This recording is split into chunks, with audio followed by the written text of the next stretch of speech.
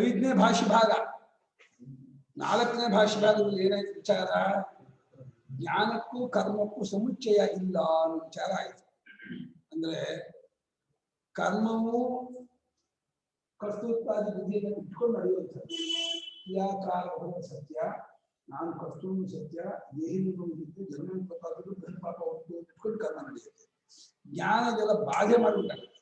ಅದರಿಂದ ಅದು ಒಟ್ಟಿಗೆ ಒಬ್ಬನಲ್ಲಿ ಒಂದೇ ಕಾಲಕ್ಕೆ ಇರೋಕ್ಕಾಗಲ್ಲ ಅಂತ ಆ ವಿಚಾರ ಮುಗೀತು. ಈಗ ಐದನೇ ಭಾಷೆಯಲ್ಲಿ ಏನಂತ ಹೇಳಿದ್ರೆ, ಈ ಅದ್ವೈತ ಜ್ಞಾನಕ್ಕೂ ಉಪಾಸನೆಗೂ ಏನು ವ್ಯತ್ಯಾಸ? ಯಾಕೆ ಈ ಅದ್ವೈತ ಪ್ರಕರಣ ಉಪಾಸನ ವಿಚಾರ ಯಾಕೆ ಉಪನಿಷತ್ತಿ? ಉಪನಿಷತ್ತು ಅಂದ್ರೆ ಏನೋ ಆತ್ಮಜ್ಞಾನ, ಆತ್ಮವಿಚಾರ ಹೇಳಕ್ ಬಂದಂತ ಭಾಗ. ಆತ್ಮಜ್ಞಾನ ಅಥವಾ ಆತ್ಮವಿಚಾರ ಹೇಳಕ್ ಬಂದ ಭಾಗ ಉಪಾಸನೆ ಯಾಕೆ ಹೇಳ್ಬೇಕಾಗಿತ್ತು ಅಂತ ಕೇಳಿದ್ರೆ, ಅಲ್ಲಿರೋ ಸಂಬಂಧ ಏನು, ತಾರತಮ್ಯ ಏನು, ಅಂದ್ರೆ ಸಾಮ್ಯತೆ ಏನು, ವ್ಯತ್ಯಾಸ ಎರಡು ಹೇಳ್ಬೇಕು. ಅದಕ್ಕೋದಕ್ಕೂ ಸಾಮ್ಯತೆ ಎಷ್ಟೋ ಇದೆ, ವ್ಯತ್ಯಾಸವೂ ಇದೆ, ಅದನ್ನ ಹೇಳ್ಬೇಕು ಅಂತ ತಗೊಳ್ತಾ ಇದ್ದಾರೆ. ತತ್ರ ಏತಸ್ಮಿನ್ ಅದ್ವೈತ ವಿದ್ಯಾ ಪ್ರಕರಣೆ ಅಭ್ಯುದಯ ಸಾಧನಾನಿ ಉಪಾಸನಾನ್ಯುಚ್ಯಂತೆ. ಅಲ್ಲಿ ತತ್ವ ಹೀಗಿರುವಲ್ಲಿ ಅಂತ, ಈ ರೀತಿ ಇರುವಾಗ ಏತಸ್ಮಿನ್ ಈ ಅದ್ವೈತ ವಿದ್ಯಾ ಪ್ರಕರಣದಲ್ಲಿ, ಅದ್ವೈತ ವಿದ್ಯೆನೇನೋ ಇದೆಲ್ಲವೂ ಪರಬ್ರಹ್ಮವೇ. ಅದ್ವೈತ ಅಂದ್ರೆ ಎರಡೆಂಬುದಿಲ್ಲದು ಅಂತ ಅರ್ಥ. ದ್ವಿಧಾ ಇತಂ ದ್ವೈತಂ, ಎರಡ ಒಡ್ಕೊಂಡ್ರು ದ್ವೈತ. ಇದೆಲ್ಲ ಬಿಡಿಬಿಡಿಯಾಗಿದೆಯಲ್ಲ, ಇದು ದ್ವೈತ. ಇದೆಲ್ಲ ಹೀಗಿಲ್ಲ, ಇದೆಲ್ಲ ಪರಬ್ರಹ್ಮವೇ ಹೀಗೆ ತೋರ್ತಿರೋದು. ಆತ್ಮೀವೇದಂ ಸರ್ವಂ ಬ್ರಹ್ಮ, ಅದು ಅದ್ವೈತ. ಎರಡೆಂಬುದಿಲ್ಲ, ಇರೋದೆಲ್ಲ ಏಕಮೇವ ಅದ್ವಿತೀಯ ಅನ್ನೋದು ಅದ್ವೈತ. ಆ ಅದ್ವೈತದ ವಿದ್ಯೆನೇನೋ ಜ್ಞಾನ ಅಂತ. ವಿದ್ಯೆ ಅಂದ್ರೆ ಈ ಲೋಕದ ಹಾಗೆ ವಿದ್ಯೆ ಪುಸ್ತಕ ಅಲ್ಲ, ವಿದ್ಯೆ ಅನ್ನೋದು ಇದಲ್ಲ, ಜ್ಞಾನವನ್ನೇ ವಿದ್ಯೆ ಅಂತ ಇದ್ರೆ. ಈ ಅದ್ವೈತ ಜ್ಞಾನದ ಪ್ರಕರಣ ಕಾಂಟೆಕ್ಸ್ಟ್, ಆ ಸಂದರ್ಭ. ಆ ಸಂದರ್ಭದಲ್ಲಿ ಅಭ್ಯುದಯ ಸಾಧನ, ಅಭ್ಯುದಯ ಅಂದ್ರೆ ಏಳಿಗೆ. ಏಳಿಗೆ ಅಂದ್ರೇನೋ, ಇಲ್ಲಿ ಈ ಒಂದು ಜನ್ಮದಲ್ಲಿರುವ ಜ್ಞಾನಿ, ಈ ಜನ್ಮದಲ್ಲಿರ್ತಕ್ಕಂತಹ ಜ್ಞಾನ, ಐಶ್ವರ್ಯ, ಶಕ್ತಿ, ಬಲ, ವೀರ್ಯ ಸೇರಿಸಿದೆ ಇದರಲ್ಲಿ, ಇದಕ್ಕಿಂತ 10 ಟೈಮ್ 100 ಟೈಮ್ಸ್ 1000 ಟೈಮ್ ಹೆಚ್ಚಾಗ್ಬೇಕು. ಇವಾಗ ಏನಿಷ್ಟು ಸಾಮರ್ಥ್ಯ ಇದೆಯೋ ಇದಕ್ಕೆ 1000 ಸಾಮರ್ಥ್ಯ ಹೆಚ್ಚಾಗಬೇಕು. ಬುದ್ಧಿ ಎಲ್ಲವೂ ಆಚಾಗಬೇಕು. ಬೆಳೆಸಿರೋದು ಅಭ್ಯುದಯ. ಯಾವುದು ಬೇಡ ಪರಮಾರ್ಥ ಅಂತ ಕಂಡ್ಕೊಳ್ಬೇಕು ಅನ್ನೋದು ನಿಶ್ಚೇಷ. ನಿಶ್ಚೇಷ ಅಂದ್ರೆ ಮೋಕ್ಷಕ್ಕೆ ಸಾಧನವಾದ ಮಾರ್ಗ ನಿಶ್ಚೇಷ. ಅಭ್ಯುದಯ ಅಂದ್ರೆ ಈ ಕಾರ್ಯಕ್ರಮ ಸಂಘಾತ ಇಟ್ಕೊಂಡು, ದೇಹಿಂದ ಮನೋಬುದ್ಧಿ ಇಟ್ಕೊಂಡು ಏಳಿಗೆ ಹೊಂದೋದು. ಉತ್ತಮೋತ್ತಮವಾದ ಜನ್ಮ, ಉತ್ತಮೋತ್ತಮವಾದ ಲೋಕ, ಲೋಕವೂ ಉತ್ತಮ ಆಗ್ಬೇಕು, ಜನ್ಮವೂ ಉತ್ತಮ ಆಗ್ಬೇಕು ಅನ್ನೋದು ಅಭ್ಯುದಯ. ಜನ್ಮವೇ ಬೇಡ, ಲೋಕವೇ ಬೇಡ, ಪರಮ ಪುರುಷಾರ್ಥ ಕಾರಣವಾದ ಸತ್ಯ ಜ್ಞಾನ ಆಗ್ಬೇಕು ಅನ್ನೋದು ನಿಶ್ಚೇಷ. ಹೀಗಾಗಿ ಈ ಅದ್ವೈತ ವಿದ್ಯಾ ಪ್ರಕರಣದಲ್ಲಿ ಅಭ್ಯುದಯಕ್ಕೆ ಏಳಿಗೆಗೆ ಸಾಧನವಾಗಿರುವ ಉಪಾಸನೆಗಳನ್ನು ಹೇಳಲಾಗತ್ತೆ. 5 ಅಧ್ಯಾಯ ಉಪಾಸನಾ ವಿಚಾರವೇ ಛಾಂದೋಗ್ಯದಲ್ಲಿ. 6, 7, 8 ಮಾತ್ರ ಆತ್ಮವಿಚಾರ. ಯಾತಕ್ಕಾಗಿ ಇಲ್ಲಿ ಹೇಳ್ತೀರಿ? ಹೇಳೋ ಕಾರಣ ಏನು ಅಂದ್ರೆ, ಕೈವಲ್ಯ ಸನ್ನಿಕೃಷ್ಟ ಫಲಾನಿಚ ಅದ್ವೈತಾತ್ ಈಶದ್ವಿಕೃತ ಬ್ರಹ್ಮ ವಿಷಯಾಣಿ ಮನೋಮಯ ಪ್ರಾಣ ಶರೀರ ಇತ್ಯಾದೀನಿ ಕರ್ಮ ಸಮೃದ್ಧಿ ಫಲಾನಿ ಚ ಕರ್ಮಾಂಗ ಸಂಬಂಧೀನಿ. ಕೈವಲ್ಯಕ್ಕೆ ಮೋಕ್ಷಕ್ಕೆ, ಸನ್ನಿಕೃಷ್ಟ ಸಮೀಪವಾದ ಫಲವುಳ್ಳದ್ದಾಗಿರುವ ಫಲ ಉಪಾಸನೆ.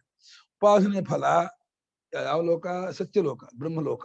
ಬ್ರಹ್ಮಲೋಕದಲ್ಲೂ ಒಳ್ಳೆ ಸತ್ಯಕಾಮ, ಸತ್ಯ ಸಂಕಲ್ಪತ್ವಾದಿ ಗುಣಗಳೆಲ್ಲ ಅವನಿಗೆ ಉಂಟಾಗತ್ತೆ. ಎಲ್ಲ ಹೇಳಿದ್ರೆ ಭೂಲೋಕಾದಿ ಎಲ್ಲಾ ಲೋಕಕ್ಕೆ ಹೋಲಿಸ್ಕೊಂಡು ಲಕ್ಷಪಟ್ಟು ಕೋಟಿ ಪಟ್ಟು ಹೆಚ್ಚು ಆನಂದ. ಬಲುಮಟ್ಟಿಗೆ ಅದ್ವೈತಾತ್ಮಜ್ಞಾನ ಸಮೀಪದಲ್ಲಿರ್ತಕ್ಕಂಥ ಲೋಕ ಅದು. ಹಿರಣ್ಯಗರ್ಭ ಅಲ್ಲ, ವೆರಿ ನೆಕ್ಸ್ಟ್ ಪರಮಾತ್ಮನಿಗೆ. ಪರಮಾತ್ಮ ಆದ್ಮೇಲೆ ನೆಕ್ಸ್ಟ್ ಬರೋದೇ ಅವ್ಯಾಜ್ಞ ಹಿರಣ್ಯಗರ್ಭ. ಅದ್ವೈತಕ್ಕೆ ಅಂದ್ರೆ ಅದ್ವಿತೀಯಾತ್ಮ ಸ್ವರೂಪಕ್ಕೆ ಸನ್ನಿಕೃಷ್ಟ ಅಂದ್ರೆ ಸಮೀಪವಾಗಿರ್ತಕ್ಕಂತಹ ಫಲವುಳ್ಳದ್ದಾದ ಉಪಾಸನೆ. ಅದ್ವೈತಾತ್ಮ ಜ್ಞಾನ ಯಾರು ಮಾಡ್ಕೊಳ್ತಾರೆ ಅವರು ಅದನ್ನು ಕೃತಾರ್ಥ ಬಿಡ್ತಾರೆ. ಆ ಜ್ಞಾನ ಮಾಡ್ಕೊಳಕ್ ಆಗಲ್ಲ, ದಕ್ಕಲ್ಲ, ಕಷ್ಟ ಅಂತ ಅನ್ನೋರು ಈ ಉಪಾಸನೆ ಮಾಡಿದ್ರೆ ಕ್ಲೋಸ್ ಬಲಮಟ್ಟು ಹತ್ತತ್ರ ಹೋಗ್ಬಿಡ್ತಾರೆ. ಆ ಸರ್ವಾತ್ಮ ಭಾವ ಇವನಿಗೂ ವ್ಯಾಕೃತ ಪ್ರಪಂಚ ಎಲ್ಲ ನಾನಾಗಿದ್ದೀನಿ ಅನ್ನೋಂಥ ಇದು ಬರುತ್ತೆ. ಅದು ಬಾಧೆ ಆಗೋಲ್ಲ ಅವನಿಗೆ. ಬಾಧೆ ಆಗೋದು ತತ್ವಜ್ಞಾನಿಯಿಂದ. ಅದು ಇಡೀ ಜಗದಾತ್ಮ ರೂಪ ನಾನಾಗಿದ್ದೀನಿ ಅನ್ನುವಂತಹ ಫಲ ಬರುತ್ತೆ. ಅವನಿಗೆ ಯಾವ ಕೊರತೆ ಇರಲ್ಲ, ಯಾವ ದುಃಖ ಇರಲ್ಲ, ಯಾವುದೇ ಶೋಕ ಮೋಹ ಇರಲ್ಲ, ಯಾವ ಇದು ಇರಲ್ಲ. ಹಣ್ಣಗಮನಿಗೆ ಹೆಚ್ಚಿನ ಆನಂದ ಸ್ವರೂಪ. ಸ್ವಯಂಭಾತ ವೇದ, ಸಮಸ್ತ ವೇದಗಳು ತಾನಾಗಿ ಹೊರಡುತ್ತೆ. ವೇದಾರ್ಥವು ಅಷ್ಟು ಗೊತ್ತಾಗತ್ತೆ. ಹಾಗಾಗಿ ಅಶೋಕಂ ಅಹಿಮಂ ಅಂತ, ಶೋಕವಿಲ್ಲದ ಮೋಹ ಇಲ್ಲದ, ಸುಖ ದುಃಖ ಇಲ್ಲ, ರಾಗತಿ ಶೀತೋಷ್ಟಾದಿ ಇಳಿಯತಕ್ಕಂಥ ಲೋಕ. ಕೈವಲ್ಯಕ್ಕೆ ಅಂದ್ರೆ ಮೋಕ್ಷಕ್ಕೆ ಸನ್ನಿಕೃಷ್ಟ, ಅತ್ಯಂತ ಸಮೀಪವಾಗಿರ್ತಕ್ಕಂತಹ ಫಲವುಳ್ಳದ್ದಾಗಿರುವಂತಹ ಉಪಾಸನೆ. ಅದು ಅದ್ವೈತ ಸ್ವರೂಪ ಇದೆಯಲ್ಲ, ಅದ್ವೈತ ಸ್ವರೂಪದ ಈಶತ್ನ ಸ್ವಲ್ಪ ವಿಕೃತವಾದ ವಿಕಾರಗೊಂಡ ಬ್ರಹ್ಮವನ್ನು ವಿಷಯ ಮಾಡಿಕೊಂಡ ಉಪಾಸನೆ. ಅದ್ವೈತ ಸ್ವರೂಪದ ಸ್ವಲ್ಪ ವಿಕಾರ ಅಂದ್ರೆ ಅದ್ವೈತ ಸ್ವರೂಪದ ಉಪಾಧಿಯೇ ಇಲ್ಲ, ಅಲ್ಲಿ ನಾಮರೂಪ ಇಲ್ಲ, ಯಾವ ವಿಶೇಷವಿಲ್ಲ. ಇದರಲ್ಲಿ ನಾಮರೂಪ ಉಂಟು, ಇದ್ರ ಉಪಾಧಿ ಉಂಟು. ಇದು ಕಾರ್ಯವಾದ ಸಗುಣವಾಗಿರುವ ಕಾರ್ಯವಾಗಿರ್ತಕ್ಕಂತಹ ಕಾರ್ಯ ಅದೇನೋ ಹುಟ್ಟಿರುವ ಅದು ಈಶತ್ನ ಸ್ವಲ್ಪ ವಿಕೃತ ಅಂದ್ರೆ ವಿಕಾರಗೊಂಡ ಬ್ರಹ್ಮವನ್ನು ವಿಷಯ ಮಾಡಿಕೊಂಡ ಉಪಾಸನೆ. ಯಾವುದೋ ಮನೋಮಯ ಪ್ರಾಣಹೀರೋ ಭಾರೂಪ ಅಂತೇಳಿ ಅಲ್ಲಿಗೆ ಇತ್ಯಾದಿನೇ ಒಂದು ಕಾಮ ಹಾಕ್ಬೇಕು. ಇತ್ಯಾದಿನಿಗೆ ಅದು ಸಮಷ್ಟಿ ಮನೋಪಾಧಿಕ. ಮನೋಮಯ ಅಂದ್ರೆ ಎಲ್ಲರ ಮನಸ್ಸನ್ನೇ ನಾನು, ನಮಗೆ ಈ ಮನಸ್ಸು ಮಾತ್ರ ನಂಗೆ ನಾನು ಅಂತ, ಆ ಮನಸ್ಸು ಈ ಮನಸ್ಸಿಗೆ ನಾನು ಬುದ್ಧಿ ಇಲ್ಲ. ಅದು ಹಿರಣ್ಯಗರ್ಭನಿಗೆ ಸಮಷ್ಟಿ ಮನೋಭಿಮಾನಿ ದೇವತೆ ಅವನು. ಈಗ ಮನೋಮಯ ಅಂದ್ರೇನು, ಪ್ರಾಚುರ್ಯೇಣ ಮನಸ್ಸಿ ಏವ ವಿಭಾಗ್ಯಮಾನೋ ಮನೋಮಯ. ಪ್ರಾಚುರ್ಯಾರ್ಥ ಮ್ಯಾಟರು. ಒಲಮಟ್ಟಿಗೆ ಮನಸ್ಸಿನಲ್ಲಿಯೇ ಹೆಚ್ಚಾಗಿ ತೋರುವನು ಮನೋಮಯನಾಗಿ. ಅವನು ಹಿರಣ್ಯಗರ್ಭ ಮನೋಮಯಾತ್ಮನೆ, ಮನೋವಿಕಾರಾತ್ಮನೆ ಅವನು. ಸಮಷ್ಟಿ ಮನಸ್ಸೇ ಅವನ ಸ್ವರೂಪ. ಮನೋಮಯ ಪ್ರಾಣ ಶರೀರ, ಸಮಷ್ಟಿ ಪ್ರಾಣ, ಸಮಷ್ಟಿ ಮನಸ್ಸು, ಸಮಷ್ಟಿ ಪ್ರಾಣ. ಅದನ್ನೇ ಶರೀರವಾಗಿ ಉಳ್ಳದ್ದಾಗಿರುವ ಇದೇ ಮೊದಲಾಗಿರುವ ಅದ್ವೈತಕ್ಕೆ ಸ್ವಲ್ಪ ವಿಕಾರಗೊಂಡ ಬ್ರಹ್ಮವಿಷಯದ್ದಾಗಿರುವ ಉಪಾಸನೆ. ಮತ್ತು ಕೈವಲ್ಯಕ್ಕೆ ಹತ್ತಿರವಾಗಿರ್ತಕ್ಕಂಥ ಉಪಾಸನೆ ಇದು ಒಂದು. ಇನ್ನೊಂದು ಉಪಾಸನೆ ಇದೆ, ಕರ್ಮ ಸಮೃದ್ಧಿ ಫಲಾನಿ. ತಾನು ಏನು ಅಗ್ನಿಹೋತ್ರ ದಶಪೂರ್ಣ ಜಾತಿಮಸ್ಯ ಮಾಡ್ತಾನೆ, ಅದರ ಜೊತೆಯಲ್ಲಿ ಉಪಾಸನೆ ಮಾಡಿದ್ರೆ, ಬರೀ ಕರ್ಮ ಮಾಡಿದ್ರೆ ಎಷ್ಟು ಫಲವೋ ಈ ಉಪಾಸನೆ ಸೇರಿಸ್ಕೊಂಡು ಮಾಡಿದ್ರೆ ಅದಕ್ಕೆ 10 ಪಟ್ಟು 100 ಪಟ್ಟು ಜಾಸ್ತಿ ಫಲ ಆಗುತ್ತೆ. ಕರ್ಮಕ್ಕೆ ಸಮೃದ್ಧಿ ಉಂಟಾಗತ್ತೆ, ವೀರ್ಯವತ್ತರತ್ವ ಜಾಸ್ತಿ. ಯಾಂತ್ರಿಕವಾಗಿ ಮೆಕ್ಯಾನಿಕ್ ಆಗಿ ಕರ್ಮ ಮಾಡೋದಕ್ಕಿಂತ ಭಾವನಾತ್ಮಕವಾಗಿ ಕರ್ಮ ಮಾಡೋದು ಜಾಸ್ತಿ ಫಲ. ಭಾವನಾತ್ಮಕದಲ್ಲಿ 2 ತರಹ. ಅದೇ ಕರ್ಮದ ಮಂತ್ರಾರ್ಥ ಭಾವನೆ ಮಾಡೋದು ಒಂದು, ಉಪಾಸನೆ ಸೂಸ್ಕೊಂಡು ಮಾಡೋದು ಇನ್ನೊಂದು. ವಿಷಯತ್ವ ಅನ್ನಕ್ಕಾಗಿ ತ್ವಾಲಿನ ಚಿರದ್ಮಿ, ಊರ್ಜೇತ್ವ ಬಲಕ್ಕಾಗಿ ನನ್ನ ಚಿಕ್ಕುತ್ತೇನೆ, ವಾಯವಸ್ಥೋಪಾಯವಸ್ಥ, ಬರೋರಾಗಿದ್ದೀರಾ ಹೋಗೋರಾಗಿದ್ದೀರ ಅರ್ಥ ಮಾಡ್ಕೊಂಡು ಮಾಡೋದು ಒಂದು ವೀರ್ಯತ್ತರ. ಅರ್ಥವಿಲ್ಲದೆ ಮಾಡೋದು ಬಹಳಷ್ಟು ಯಜ್ಞ ಮಾಡಿದವ್ರು ಏನೇನು ಅರ್ಥ ಗೊತ್ತಿರಲ್ಲ, ಮಂತ್ರ ಹೇಳ್ತಾರೆ, ಕ್ರಿಯೆ ಮಾಡ್ತಾರೆ, ಮಕ್ಕಳು ಹೋಗ್ತಾರೆ, ಅದಕ್ಕೂ ಫಲ ಉಂಟು. ಅರ್ಥ ತಿಳ್ಕೊಂಡು ಮಾಡೋದಕ್ಕೆ ಇನ್ನೂ ಜಾಸ್ತಿ ಫಲ. ಉಪಾಸನೆ ಇದೆಯಲ್ಲ, ಉಪಾಸನೆ ಇನ್ನೂ ವೀರ್ಯತ್ತರ. ಅರ್ಥಜ್ಞಾನ ಇಟ್ಕೊಂಡು ಉಪಾಸನೆಯನ್ನು ಮಾಡಿಕೊಂಡು ಆ ಕರ್ಮದಲ್ಲೂ ದೇವತೆಯಲ್ಲೂ ಶ್ರದ್ಧಾ ಭಕ್ತಿಯನ್ನು ಜಾಸ್ತಿ ಇಟ್ಕೊಂಡು ಮಾಡಿದ್ರೆ ಸಮೃದ್ಧಿ ಫಲಾನಿ. ಅದೇ ಕರ್ಮ ಸುಮ್ಮನೆ ಅಗ್ನಿಹೋತ್ರ ಮಾಡೋದಕ್ಕೆ ಎಷ್ಟು ಫಲವೋ ಅದಕ್ಕೆ 100 ಪಟ್ಟು ಫಲ ಕೊಟ್ಬಿಡುತ್ತೆ. ಅದು ಕರ್ಮಾಂಗಕ್ಕೆ ಕೆಲವು ಆ ಕರ್ಮಕ್ಕೆ ಅಂಗವಾಗಿ ಇರ್ತಕ್ಕಂಥ ಉಪಾಸನೆ ಆಗಿರುತ್ತೆ. ಹೇಗೆ ಅಂದ್ರೆ ಯದ್ವೈಕಿಂಚ ಅವಾತೋ ನಾಭಿವಾತಿ ತತ್ಸರ್ವಂ ವರುಣದೇವತ್ಯಂ. ಯದ್ವೈಕಿಂಚ ಅವಾತೋ ನಾಭಿವಾತಿ, ಎಲ್ಲಿ ಬೀಸತ್ತೋ ಎಲ್ಲಿ ಬೀಸೋದಿಲ್ವೋ ಆ ಎಲ್ಲಾ ಜಾಗಕ್ಕೂ ವರುಣನೇ ದೇವತೆಯಂತೆ. ಉರ್ವಾತಾಯ ಅಂತಂದ್ಬಿಟ್ರೆ ಅವಾರುಣಮೇವ ಇದತ್ ಕರೋತಿ. ಉರ್ವಾತಾಯ ಅಂತ ಹೇಳಿ ಆ ಕಣಜದ ಇದನ್ನು ತೆಗೆದ್ಬಿಡ್ತದೆ ಭಾಗವನ್ನ. ವರುಣ ಸಂಬದ್ಧವಾಗಿರ್ತಲ್ಲ ವರುಣ, ಅದು ಬಿಟ್ಕೊಂಡ್ಬಿಡುತ್ತೆ. ವರುಣ ಅಂದ್ರೆ ಪಾಶ, ಅಲ್ಲಿ ಹಿಡ್ಕೊಂಡಿರೋದು, ಅದನ್ನು ಬಿಡಿಸ್ಬಿಟ್ಟು ಹಿತವಾಗಿ ಆಮ್ಲಜನಕ ಇದ್ದಂಗೆ ಮಾಡುತ್ತೆ.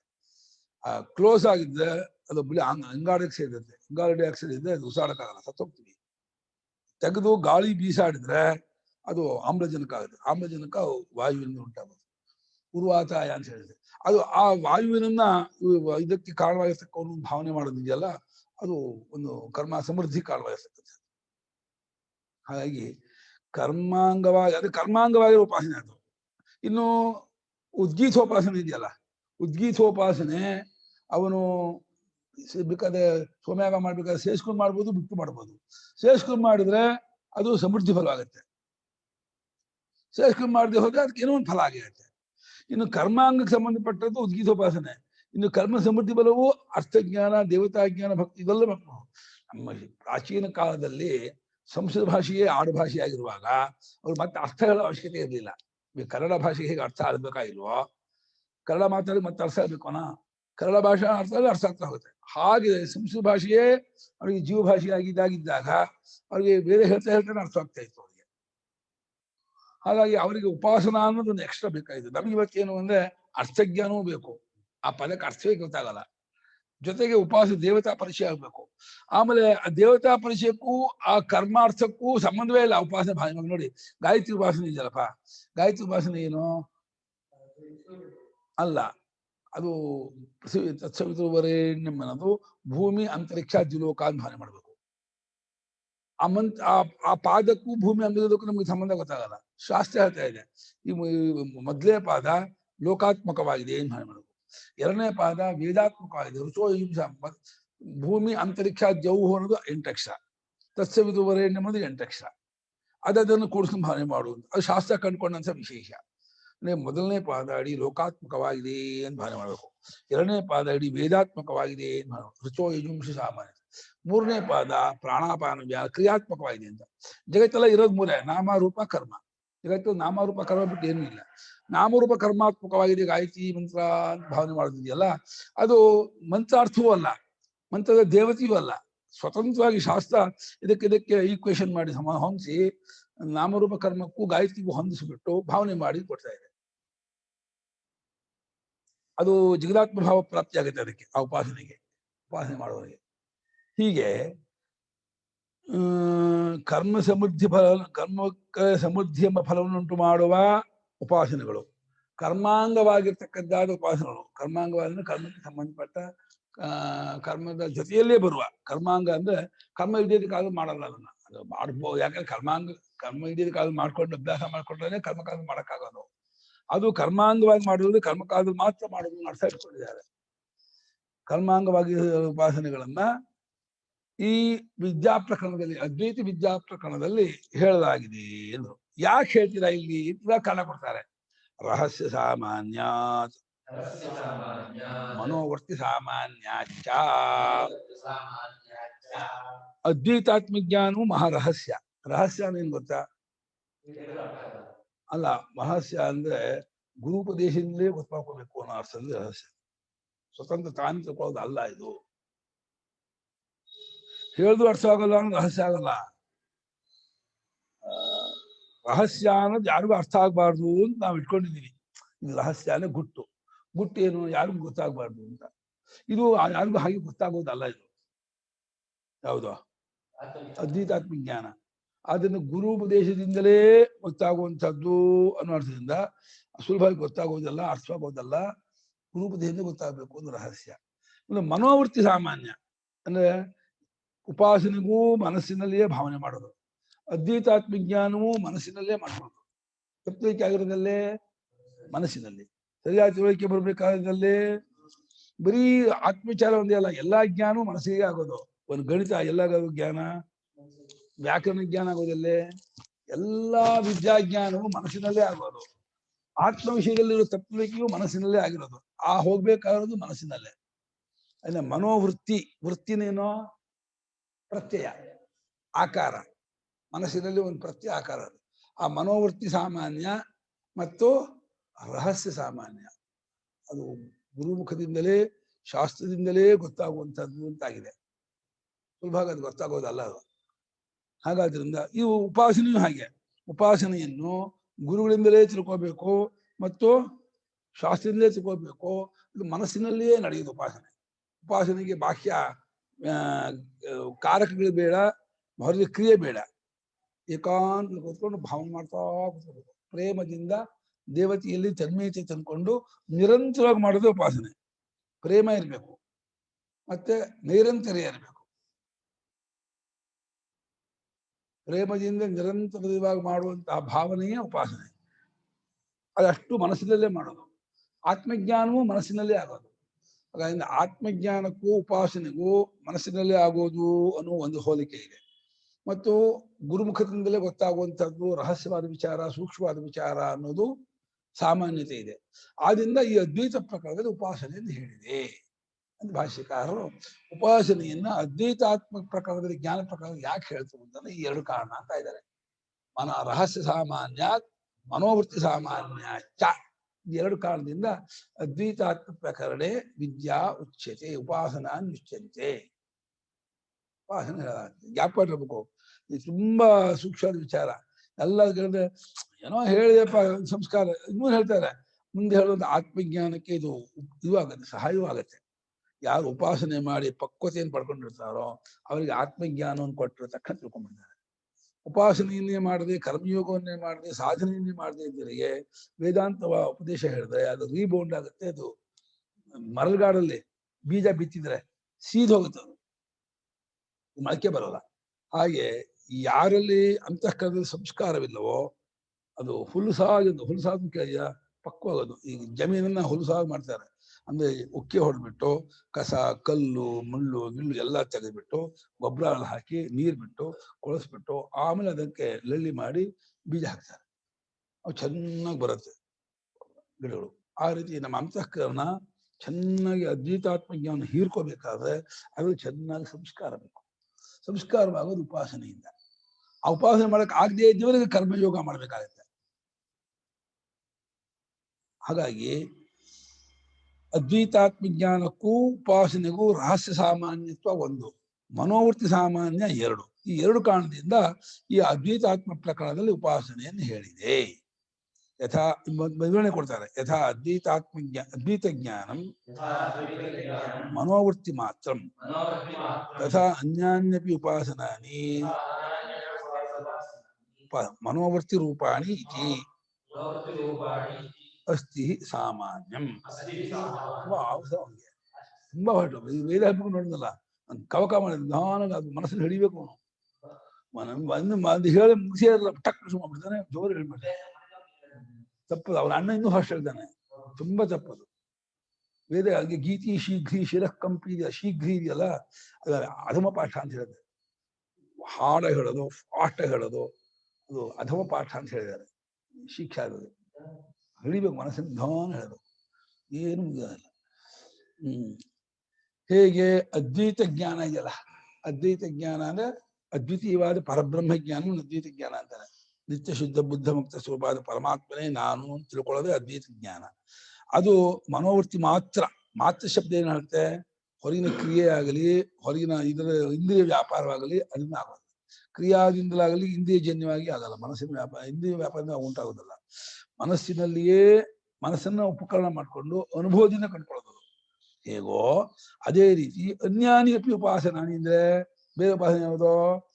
ಪ್ರಾಣೋಪಾಸನೆ, ವೈಶ್ವಾನರ ಉಪಾಸನೆ, ಪಂಚಾಗ್ನಿ ವಿದ್ಯೆ, ಶಾಂಡಿಲ್ಯ ವಿದ್ಯೆ, ಉಪಕೋಶಲ ವಿದ್ಯೆ, ದಹರ ವಿದ್ಯೆ ಅಂತ ಅನೇಕ ಉಪಾಸನೆ ಬೇಕಾಷ್ಟು ಬರುತ್ತೆ. ಇಲ್ಲಿ ಉಪಾಸನೆಗಳು ಸಂಪರ್ಕ ವಿದ್ಯೆ ಅಂತ ಬರುತ್ತೆ, ಷೋಡಶಕಲ ವಿದ್ಯೆ ಅಂತ ಇನ್ನೊಂದು ಬರುತ್ತೆ. ಆಮೇಲೆ ಮನೋಬ್ರಹ್ಮೋಪಾಸನ, ಆಯುಕ್ತೋ ಬ್ರಹ್ಮೋಪಾಸನ, ಆಕಾಶ ಬ್ರಹ್ಮ, ವಿದ್ಯುತ್ ಬ್ರಹ್ಮೋಪಾಸನ ಎಲ್ಲ ಬರುತ್ತೆ. ಈ ಎಲ್ಲ ಉಪಾಸನೆ ಕೂಡ ಮನೋವರ್ತಿ ರೂಪಾಣಿ ಅಂದ್ಬಿಟ್ಟು ಎಲ್ಲ ಮನಸ್ಸಿನ ವೃತ್ತಿನ ಆಕಾರ, ಪ್ರತ್ಯಯ ಅಥವಾ ವ್ಯಾಪಾರ ಅದಷ್ಟು ಆ ರೂಪವಾಗಿದೆ. ಎಲ್ಲ ಉಪಾಸನೆಯು ಮನೋವರ್ತಿ ರೂಪವಾಗಿದೆ ಅಂತ ಹೇಳಿ ಈ ರೀತಿ ಹೇತ್ವರ್ಸ ಐತಿ. ಆ ಕಾರಣದಿಂದ ಸಾಮಾನ್ಯಂ ಅಸ್ತಿ, ಸಾಮಾನ್ಯವು ಇದೆಯಲ್ಲವೇ? ಯಾವುದಕ್ಕೆ? ಆತ್ಮಜ್ಞಾನಕ್ಕೂ ಉಪಾಸನೆಗೂ ಒಂದು ಹೋಲಿಕೆ ಇದೆ, ಸಾಮಾನ್ಯತೆ ಇದೆ, ಸಿಮಿಲಾರಿಟಿ, ಒಂದು ಬಹಳ ಹತ್ತಿರತೆ ಇದೆ. ಬಹಳ ಪಕ್ಕದಲ್ಲೇ ಉಪಾಸನೆ ಭಾವನಾತ್ಮಕವಾಗಿ ಅದು ಹೃದಯಕ್ಕೆ ಸಂಬಂಧಪಟ್ಟದ್ದಾಗಿ ಅದೇ ಪರಮಾತ್ಮನೇ, ಯಾವ ಪರಮಾತ್ಮನ ತತ್ವಜ್ಞಾನಿಗಳು ಕಂಡುಕೊಳ್ತಾರೋ ಅದೇ ಪರಮಾತ್ಮನ ಗುಣ ಹಾಕೊಂಡು ಭಾವನೆ ಮಾಡ್ತಾರೆ. ಅದೇ ವ್ಯತ್ಯಾಸ.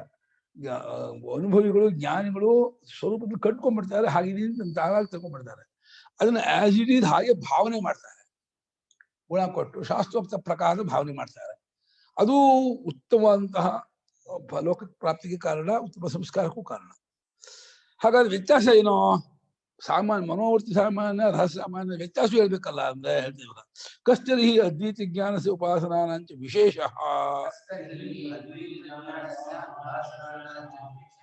ವಿಶೇಷನ ವ್ಯತ್ಯಾಸ ಅನ್ನರ್ಥ. ಇವ್ರಿಗೂ ಇವ್ರಿಗೂ ಏನ್ ವಿಶೇಷ ಅಂದ್ರೆ ಏನ್ ವ್ಯತ್ಯಾಸ ಅಂತ. ಹಾಗಾಗಿ ತರ್ಹಿದ ಹಾಗಾದ್ರೆ ನೀವು ಸಾಮಾನ್ಯ ಹೇಳಿದ್ರೆ ಮನೋವೃತ್ತಿ ರೂಪತ್ವ ಹೇಳಿದ್ರೆ ಮನೋವೃತ್ತಿ ರೂಪ ಅದ್ವೈತ ಜ್ಞಾನಕ್ಕೆ ಹತ್ತವಾದ ವಿಕೃತವಾದ ಈಶದ್ವಿಕೃತ ಅಂತ ಹೇಳಿದೆ. ಹಾಗಾದ್ರೆ ಅದ್ವೈತ ಜ್ಞಾನಕ್ಕೂ ಉಪಾಸನೆಗೂ ವ್ಯತ್ಯಾಸ ಏನು? ಇದು ಬಹಳ ಮುಖ್ಯವಾದ ವಿಚಾರ. ಯಾಕಂದ್ರೆ ರಾಮಾನುಜಾದಿಗಳು ಅದ್ವೈತಾತ್ಮಜ್ಞಾನ ಅಂದ್ರೆ ಉಪಾಸನೆಯನ್ನೇ ಅವ್ರು ಹೇಳೋದು. ಉಪಾಸನೆ ಉತ್ತಮವೇ, ಶ್ರೇಷ್ಠವೇ, ಅದರಲ್ಲಿ ಎರಡು ಮಾತಿಲ್ಲ. ಆದ್ರೆ ಅದಕ್ಕಿಂತಲೂ ಬೇರೆಯಾಗಿರೋ ಅನುಭವ ಅನ್ನೋದು ಇನ್ನೊಂದಿದೆ ಅನ್ನೋದು ಉಪನಿಷತ್ತಿನ ವಿಚಾರ. ಅದನ್ನು ತೋರಿಸ್ಬೇಕು. ಹಾಗಾಗಿ ಅದ್ವೈತಾತ್ಮ ಜ್ಞಾನಕ್ಕೂ ಮತ್ತೆ ಉಪಾಸನೆಗೂ ವಿಶೇಷ ಏನು, ವ್ಯತ್ಯಾಸ ಏನು ಅಂತ ಪ್ರಶ್ನೆ ಮಾಡಿದ ಪೂರ್ವಪಕ್ಷಿ. ಉಚ್ಯತೆ ಎಂದು ಹೇಳ್ತೀವಿ ಕೇಳಿ. ಸ್ವಾಭಾವಿಕಸ್ಯ ಆತ್ಮನಿ ಅವಿಕ್ರಿಯೆ ಅಧ್ಯಾರೋಪಿತಸ್ಯ ಕರ್ತ್ರಾದಿ ಕಾರಕ ಕ್ರಿಯಾ ಫಲಭೇದ ವಿಜ್ಞಾನಸ್ಯ ನಿವರ್ತಕಂ ಅದ್ವೈತ ವಿಜ್ಞಾನಂ. ಬಹಳ ಮುಖ್ಯವಾದ ವಾಕ್ಯ. ಅದ್ವೈತ ವಿಜ್ಞಾನ ಎಂಥದ್ದು ಅಂತ ಶಂಕರಾಚಾರ್ಯರು ಕ್ರಿಸ್ಟಲ್ ಕ್ಲಿಯರ್ ಹೇಳ್ಬಿಟ್ಟಿದ್ದಾರೆ. ಸ್ಪಷ್ಟ ಅದ್ವೈತಾತ್ಮ ಜ್ಞಾನ ಅಂದ್ರೆ ಈ ರೀತಿ ಸ್ವಾಭಾವಿಕಸ್ಯಾನೇನೋ ವಿಚಾರ ಮಾಡದೆ ಸಹಜವಾಗಿ ಬಂದದ್ದಾಗಿರುವ, ಸ್ವಾಭಾವಿಕವಾಗಿ ಎಲ್ಲರಿಗೂ ಇರೋದು. ಇದು ಎಲ್ಲರಿಗೂ ಇರೋದು, ಯಾರು ಹೇಳ್ಕೊಳ್ದೆ ಬಂದಿರೋದು, ಯಾಕೆ ಬಂದಿದೆ ಗೊತ್ತಿಲ್ಲದೆ ಇರೋದು, ಹುಟ್ಟಂದಿನಿಂದ ಇರೋದು. ಅವಿಚಾರಿತ ಸಿದ್ಧ, ವಿಚಾರ ಮಾಡುವುದು ಅದು ಇದೇ ಇರುತ್ತೆ. ಇಷ್ಟು ಅರ್ಥದ ಸ್ವಾಭಾವಿಕ ಅಂತ ಇದ್ದಾರೆ. ಮತ್ತೆ ಯಾವ ಅರ್ಥ ಅಲ್ಲ? ಬೆಂಕಿಯ ಬಿಸಿಯಂತೆ ಸ್ವಾಭಾವಿಕ ಅಲ್ಲ, ಸೂರ್ಯನ ಬೆಳಕಿನಂತೆ ಸ್ವಾಭಾವಿಕ ಅಲ್ಲ. ಹಂಗಾಗ್ಬಿಟ್ರೆ ಅದು ಹೋಗಲ್ಲ ಅಂತ ಆಗ್ಬಿಡುತ್ತೆ. ಸ್ವಾಭಾವಿಕ ಶಬ್ದಕ್ಕೆ ಎರಡು ಅರ್ಥ ಇದೆ. ಸಹಜವಾಗಿರೋದು ಅನ್ನೋದಲ್ಲಿ ನಮಗೂ ಸಹಜವೇ. ಹುಟ್ಟಂದೆ ಜ್ಞಾನ ಹುಟ್ಟೋದು, ಹುಟ್ಟಿನ ಜೊತೆಯಲ್ಲಿಯೇ ಇರೋದು ಸಹಜ. ಹುಟ್ಟಬೇಕಾದ್ರೆ ಅಜ್ಞಾನ ಇರಬೇಕು. ಹುಟ್ಟಿದ ಮೇಲೆ ಅಜ್ಞಾನ ಅಲ್ಲ, ಅಜ್ಞಾನದಿಂದ ಹುಟ್ಟೋದು. ಅಜ್ಞಾನದಿಂದ ಹುಟ್ಟೋದು ಅರ್ಥ ಏನೋ? ಹುಟ್ಟಿದೀವಿ ಅನ್ನೋದು ಅಜ್ಞಾನ, ಅಜ್ಞಾನದಿಂದ ಹುಟ್ಟೋದು. ಹುಟ್ಟಿದೀವಿ ಅನ್ನೋದು ಅಜ್ಞಾನ, ಹುಟ್ಟಂದಿನಿಂದಲೂ ಇದಿರ್ತಕ್ಕದ್ದು, ಯಾರು ಹೇಳ್ಕೊಳ್ದೆ ಬಂದಿರತಕ್ಕದ್ದು. ಯಾವುದೋ ಈ ದೇಹಾದಿಗಳು ನಾನು ಅನ್ನೋಂಥ ಬುದ್ಧಿ ಪ್ರಾಣಿಗಳಿಗೂ ಇದೆ. ಹಾಗಾಗಿ ಸಹಜವಾಗಿ ಎಲ್ಲರಿಗೂ ಇರುವ ಇಂಥದ್ದು ಅವಿಕ್ರಿಯವಾದ ತನ್ನಲ್ಲಿ. ಅವಿಕ್ರಿಯೆ ಆತ್ಮನ ವಿಶೇಷಣ. ಅವಿಕ್ರಿಯ ಅಂದ್ರೆ ವಿಕಾರವಿಲ್ಲದ ಬದಲಾವಣೆ ನಡೆಯೋರು ತನ್ನಲ್ಲಿ. ನೋಡಿ, ನಾವು ನಮ್ಮನ್ನು ಬದಲಾವಣೆ ಆಗೋರು ಅಂದ್ಕೊಂಡಿದೀವಿ. ನಾವು ಇಷ್ಟು ಬೆಳೆದಿದೀವಿ, ನಾನು 70 kg 80 kg 90 kg ಆಗ್ಬಿಟ್ಟಿದೀನಿ ಅಂತ ನಮ್ಮನ್ನ. ಹಾಗೆ ನನ್ನ ತಿಳುವಳಿಕೆಯು ಬದಲಾವಣೆ ಆಗಿದೆ, ನನ್ನ ಗುಣ ಸ್ವಭಾವ ಬದಲಾವಣೆ ಆಗಿದೆ, ನನ್ನ ದೇಹದ ಪ್ರಕೃತಿ ಎಲ್ಲ ಬದಲಾವಣೆ ಆಗಿದೆ. ತುಂಬಾ ಇವಾಗ ನೆಗಡಿ ಆಗುತ್ತೆ, ಮುಂಚೆ ನೆಗಡಿ ಆಗ್ತಿರ್ಲಿಲ್ಲ, ಈಗ ಏನ್ ತಿಂದ್ರು ನೆಗಡಿ ಆಗುತ್ತೆ. ಹಾಗೆ ಇನ್ನೇನೋ ತಿಂದ್ರೆ ಕೆಲವು ಆಹಾರದಿಂದ ನಂಗೆ ದಕ್ಕಲ್ಲ, ಒಡ್ಡಾಗಲ್ಲ, ಕಷ್ಟ ಆಗುತ್ತೆ, ಮೈಯಲ್ಲಿ ಕಡ್ತಾ ಬರುತ್ತೆ, ಉರಿ ಬರುತ್ತೆ, ಇದೆಲ್ಲ ಹೇಳ್ತೀವಿ. ಇದೆಲ್ಲ ಉಪಾಧಿಯ ಗುಣಗಳು. ಇದನ್ನ ನಮ್ಮ ಮೇಲೆ ಹಾಕೊಳ್ಳಿ, ನಮ್ಗೆ ಇದು ಅಂತ ಅನ್ಕೊಂಡಿದೀವಿ ನಾವು. ಹೀಗಾಗಿ ಅವಿಕ್ರಿಯವಾದ ಬದಲಾವಣೆ ಇಲ್ಲದೆ ಇರುವ ತನ್ನಲ್ಲಿ ಅಧ್ಯಾರೋಪಿತ ಅಂದ್ರೆ ಹುಟ್ಟಾಕಿದ್ದಾದ, ಇಂಪೋಸ್ ಆರೋಪವಾಗಿರುವ, ಆರೋಪಿಸ್ಕೊಂಡಿದ್ದೀವಿ. ಇವಾಗ ಹಗ್ಗದ ಮೇಲೆ ಹಾವು ಅಂತ ಹೇಗೆ ಆರೋಪ ಮಾಡ್ತೀವಿ, ಹುಟ್ಟಾಕ್ತೀವೋ, ಅದ ಕಳ್ತನ ಮಾಡದೆ ಕಳ್ಳ ಅಂತ ಆರೋಪ ಮಾಡ್ತೀವೋ, ಅವ್ನು ಕಳ್ತನ ಮಾಡಿರಲ್ಲ, ನೀನ್ ಕದ್ದಿದ್ಯಾ ಅಂತ, ಅದು ಆರೋಪ. ಅದು ಆರೋಪ ಏನೋ ರೋಪ ಇದೀನೋ ಹಾಕಿದ್ರೆ ಆ ಸಂಬಂಧ ಮೇಲೆ ಹುಟ್ಟಾಕ್ತಾರೆ ಅಂತ. ಅಧ್ಯಾರೋಪ ಅನ್ನೋ ಅಧಿ ಅಂದ್ರೆ ಉಪರಿ ಅಂತ. ಉಪರಿ ಆರೋಪಿತ ಅಂದ್ರೆ ಹುಟ್ಟುಕೊಟ್ಟಿದ್ದಾದ. ಅವಿಕ್ರಿಯವಾದ ಆತ್ಮನಲ್ಲಿ ಹುಟ್ಟಾಕಿದ್ದಾಗಿರುವ ಕರ್ತೃಾದಿ. ಫಸ್ಟ್ ಮಧ್ಯದ ಕರ್ತೃ ನಾನು ಮಾಡುವವನು ಅಂತ, ಆಮೇಲೆ ಮಾಡುವ ನನಗೆ ಈ ಕಾರಕಗಳೆಲ್ಲ ಸತ್ಯವಾಗಿದೆ ಅಂತ, ಆಮೇಲೆ ಕ್ರಿಯೆಯೂ ಸತ್ಯ ಅಂತ, ಆಮೇಲೆ ಅಧಿಕರಣ ಅಜ್ಞಾದಿಗಳು ಎಲ್ಲ ಸತ್ಯ, ದೇವತೆಗಳು ಸತ್ಯ, ಕಾಲದೇಶ ಸತ್ಯ ಅಂತ. ಈ ಕರ್ತೃವೇ ಮುಂತಾದ ಕಾರಕ ಕ್ರಿಯಾ ಫಲ. ಕಾರಕನ ಕ್ರಿಯಾ ಸಾಧನ, ಕ್ರಿಯೆ ಚೇಷ್ಟೆ, ಫಲ ಅಂದ್ರೆ ಅದಾಗುವಂತಹ ಇನ್ನೊಂದು ಸುಖವೋ ದುಃಖವೋ. ಈ ಫಲಭೇದ ವಿಜ್ಞಾನ ಇದೆಯಲ್ಲ, ಈ ಫಲಭೇದ ವಿಜ್ಞಾನವನ್ನೇ ನಿವರ್ತಕ, ತೆಗೆದುಹಾಕುವಂಥದ್ದು ಯಾವುದು? ಆತ್ಮಜ್ಞಾನ. ಅಜ್ಞಾನ ಭ್ರಾಂತಿ, ಅವಿದ್ಯೆ ಅಂದ್ರೆ ಅಜ್ಞಾನ, ಅವಿದ್ಯೆ ಅಂದ್ರೆ ಭ್ರಾಂತಿ ಜ್ಞಾನ. ಭ್ರಾಂತಿ ಜ್ಞಾನ ಅವಿದ್ಯೆ ಅಜ್ಞಾನ ಹೋಗೋದು ಯಾವ್ದ್ರಿಂದ? ಸಮ್ಯಜ್ಞಾನದಿಂದ. ಅದಕ್ಕೆ ವಿದ್ಯೆ ಅಂತ ಹೆಸರು. ಸಮ್ಯಜ್ಞಾನಕ್ಕೆ ವಿದ್ಯೆ, ಸಮ್ಯಕ್ ಜ್ಞಾನ ಆತ್ಮಜ್ಞಾನ. ಅದನ್ನು ಕಳೆಯುವಂಥದ್ದು ಅದ್ವೈತ ವಿಜ್ಞಾನ. ಯಾವ ಕತ್ತಲೆಯನ್ನು ಹೇಗೆ ಬೆಳಕೆ ಕಳೆಯುತ್ತದೆಯೋ ಅಜ್ಞಾನವನ್ನು ಕಳೆಯೋದು ಜ್ಞಾನವೇ. ಜ್ಞಾನವಿಲ್ಲದೆ ಅಜ್ಞಾನ ಏನ್ ಮಾಡೋದು ಹೋಗೋದಿಲ್ಲ. ಎಷ್ಟು ಕೋಟಿ ವರ್ಷ ಯಜ್ಞ ಮಾಡಿದ್ರು, ಎಷ್ಟು ಕೋಟಿ ವರ್ಷ ಜಪ ಮಾಡಿದ್ರು ಅಜ್ಞಾನ ಹೋಗಲ್ಲ. ಗ್ಯಾಪ್ ಅಜ್ಞಾನ ಹೋಗಕ್ಕೆ ಏನಾಗ್ಬೇಕು? ಜ್ಞಾನವೇ ಬರಬೇಕು. ಕೋಟಿ ರಾಮನಾಮ ಮಾಡಿದ್ದಾರೆ, ಕೋಟಿ ಸೋಮಯಾಗ ಅಂತ ಸೋಮಯಾಗ ವರ್ಷ ಮಾಡ್ತಿರ್ತಾರೆ, ಕೋಟಿ ಗಾಯತ್ರಿ ಮಾಡಿದ್ದಾರೆ, ಅಜ್ಞಾನ ಹೋಗಲ್ಲ. ಅಜ್ಞಾನ ಹೋಗೋದಕ್ಕೆ ಬೇಕಾದ ಯೋಗ್ಯತೆ ಬರುತ್ತೆ, ಅದು ನಿಜ. ಅಂತಃಕರಣಕ್ಕೆ ಸಂಸ್ಕಾರವಾಗತ್ತೆ, ಚಿತ್ತಶುದ್ಧಿ ಆಗುತ್ತೆ, ಅದೆಲ್ಲ ಆಗತ್ತೆ, ಅದನ್ನಿಲ್ಲ ಅಂತ ಹೇಳಲ್ಲ. ಅದು ಅಜ್ಞಾನ ಹೋಗೋದು ಮಾತ್ರ ಜ್ಞಾನದಿಂದಲೇ. ಜ್ಞಾನಾದೇವತು ಕೈವಲ್ಯಂ. ಜ್ಞಾನ ಹೋದಾಗಲೇ ಮೋಕ್ಷ. ಹಾಗೆ ಆ ಅಜ್ಞಾನವನ್ನ ಈ ಅದ್ವೈತ ವಿಜ್ಞಾನ ಕಳೆದು ಹಾಕತ್ತೆ. ನಿವರ್ತಕ ತೆಗೆದುಹಾಕುವಂಥದ್ದು. ಅದ್ವೈತಾತ್ಮ ವಿಜ್ಞಾನ ಉಂಟಾಗುತ್ತಲೇ ಆ ಸಮಯದಲ್ಲಿ ಹೋಗ್ಬಿಡುತ್ತೆ. ಇದು ಜ್ಞಾನದ ಸ್ವಭಾವ ಏನ್ ಗೊತ್ತಾ? ಸಜ್ಜ ಫಲ. ಯಾವ ಕರ್ಮದ ಫಲ ಸಜ್ಜ ಫಲ ಅಲ್ಲ. ಕರ್ಮ ಸೋಮಯಾಗ ಮಾಡಿದ್ರೆ ಅದಕ್ಕೆ ಫಲ ಸತ್ ಮೇಲೆ ಯಾವಾಗ. ಆದ್ರೆ ಹಾವು ಅಂತ ಅನ್ಕೊಂಡಂತಹ ಜ್ಞಾನ ತಪ್ಪುಳಿಕೆ, ಅದನ್ನ ಅದು ಭಯ, ಹಗ್ಗ ಗೊತ್ತಾಗ್ತಲೇ ಹೋಗ್ಬಿಡುತ್ತೆ, ಇಮ್ಮಿಡಿಯೇಟ್ಲಿ ಹೋಗ್ಬಿಡುತ್ತೆ. ಯಾವುದೇ ಅಜ್ಞಾನ, ಕೆಲವು ಇದು ಕರೆಂಟ್ ಹೊಡಿಯಲ್ಲ ಅಂತ ಅನ್ಕೊಂಡಿರ್ತೀವಿ, ಅಜ್ಞಾನ ಇರುತ್ತೆ, ಮುಟ್ಟೋದು ತಕ್ಷಣ ಕರೆಂಟ್ ಹೊಡಿತೀವಿ, ಕರೆಂಟ್ ಇದೆ ಅಂದ್ಕೊಂಡ್ರೆ ತಕ್ಷಣ ಮುಟ್ಟೋದು, ತಕ್ಷಣ ಫಲ ಆಗ್ಬಿಡುತ್ತೆ. ಮುಟ್ಟಿದ್ರೆ ಶಾಕ್ ಹೊಡೆದ್ಬಿಡ್ತಿತ್ತು. ಅಜ್ಞಾನದಿಂದ ಅನರ್ಥವಾಗುತ್ತೆ. ಕರೆಂಟ್ ಹೊಡೆಯಲ್ಲ ಅಂತ ಮುಟ್ಟೋ ಕರೆಂಟ್ ಹೊಡಿಸ್ಕೊಳ್ಳೋದು, ಸೋಡ ಹಾಕೊಂಡು ಸುಟ್ಟು ಮುಂದ್ಬಿಡೋದು, ಪೆಟ್ ಮಾಡ್ಕೊಳ್ಳೋದು. ಈ ನಮ್ಮ ಮಂಜನಿಗೆ ಬೆಲ್ ಕಟ್ಟಾಯ್ತಲ್ಲ ಮಾಡಕ್ ಹೋಗಿ ಈಗ ಆಗತ್ತೆ, ಅದು ಜ್ಞಾನ ಇದೆಯೇನೆ ಮಾಡಿ ಟಕ್ ಟಕ್. ಅಜ್ಞಾನವೇ ಕಾರಣ. ಆಕ್ಸಿಡೆಂಟ್ ಆಗುತ್ತಲ್ಲ, ಅಜ್ಞಾನವೇ ಕಾರಣ. ಅವ್ರು ಬಂದು ಹೊಡಿತಾರೆ ಅಂತ ಗೊತ್ತಿಲ್ಲ, ಒಂದು ಹೊಡೆದು ಗೊತ್ತಿದ್ದ ಹೋಗ್ತಿಲ್ಲ, ಅದು ನಾನು ಹೋಗಿ ಹೊಡಿತೀನಿ ಗೊತ್ತಿಲ್ಲ. ಅಜ್ಞಾನ ಮೂಲತಃ ಕಾರಣ ಎಲ್ಲದಕ್ಕೂ.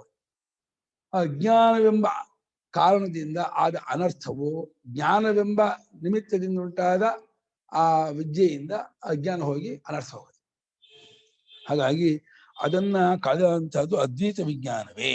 ಇದಕ್ಕೊಂದು ದೃಷ್ಟಾಂತ ಕೊಡ್ತಾರೆ. ರಜ್ವಾದಾವಿವ ಸರ್ಪಾದಿ ಅಧ್ಯಾರೋಪಲಕ್ಷಣಸ್ಯ ರಜ್ವಾದಿ ಸ್ವರೂಪ ನಿಶ್ಚಯ ಪ್ರಕಾಶ ನಿಮಿತ್ತಃ. ರಜ್ವಾದಿ, ರಜ್ಜುನ ಹಗ್ಗ, ಹಗ್ಗ, ಕಪ್ಪೆ ಚಿಪ್ಪು, ಆಕಾಶ ಮತ್ತೆ ಮೋಟು ಮರ. ಇವುಗಳಲ್ಲಿ ಹಗ್ಗದಲ್ಲಿ ಹಾವು, ಕಪ್ಪೆ ಚಿಪ್ಪಲ್ಲಿ ಬೆಳ್ಳಿ, ಮೋಟು ಮರದಲ್ಲಿ ಕಳ್ಳ, ಆಕಾಶ ಮಲಿನವಾಗಿದೆ ಅಂತ ಈ ತಪ್ಪುಳಿಕೆ ಇವ ಸ್ವರೂಪ ಜ್ಞಾನದಿಂದ ಹೋಗುತ್ತೆ. ರಜ್ಜುವೆ ಮುಂತಾದವುಗಳಲ್ಲಿ ಹಾವೇ ಮುಂತಾದ ಅಧ್ಯಾರೋಪ ಲಕ್ಷಣ ಅಂದ್ರೆ ಡ್ರೆಸ್ ಟೈಪ್, ಆ ಪ್ರಕಾರ, ಆ ತರಹ ಹುಟ್ಟಾಕಿಕೊಂಡಿರುವುದು ಅನ್ನೋ ಪ್ರಕಾರದ್ದಾಗಿರುವ ಆ ಹಾವೆಂಬ ಮುಂತಾದ ವಿಶೇಷ ಜ್ಞಾನವು ರಜ್ಜಾದಿ ಸ್ವರೂಪ ನಿಶ್ಚಯವಾದ ಕೂಡಲೇ ಹಗ್ಗ ಅನ್ನುವಂತಹ ಜ್ಞಾನ, ಬೆಳ್ಳಿ ಕಪ್ಪೆ ಚಿಪ್ಪನ ಜ್ಞಾನ, ಅದು ಪ್ರಕಾಶ ನಿಮಿತ್ತವಾಗುತ್ತೆ. ಅದು ಕೆಲವು ಪ್ರಕಾಶ, ಬೆಳ್ಳಿ ಅನ್ನುವ ಜ್ಞಾನ ಹೋಗೋದು ಪ್ರಕಾಶ ಬೇಡ, ಬೆಳ್ಳಿ ಪ್ರಕಾಶದಲ್ಲೇ ಬೆಳ್ಳಿ ಅಂತ ತೋರ್ತಾ ಇದೆ. ಪ್ರಕಾಶದಲ್ಲಿದ್ದಂತಹ ಕಪ್ಪೆ ಚಿಪ್ಪು, ಸೂರ್ಯ ಬೆಳಕಲ್ಲಿದ್ದ ಕಪ್ಪೆ ಚಿಪ್ಪು ಸೂರ್ಯ ಬೆಳಕಿನ ಫಲಫಲ ಹೊಡ್ತಾ ಇದೆ. ಅದಕ್ಕೆ ಮತ್ತೆ ಬ್ಯಾಟ್ರಿ ಬಿಟ್ಟರೆ ಹೋಗಲ್ಲ, ಅದು ಹತ್ತಕ್ಕೆ ಹೋಗಿ ನೋಡಿದಾಗ ಕಪ್ಪೆ ಚಿಪ್ಪು ಇದು ಬೆಳ್ಳಿ ಅಲ್ಲ ಅಂತ.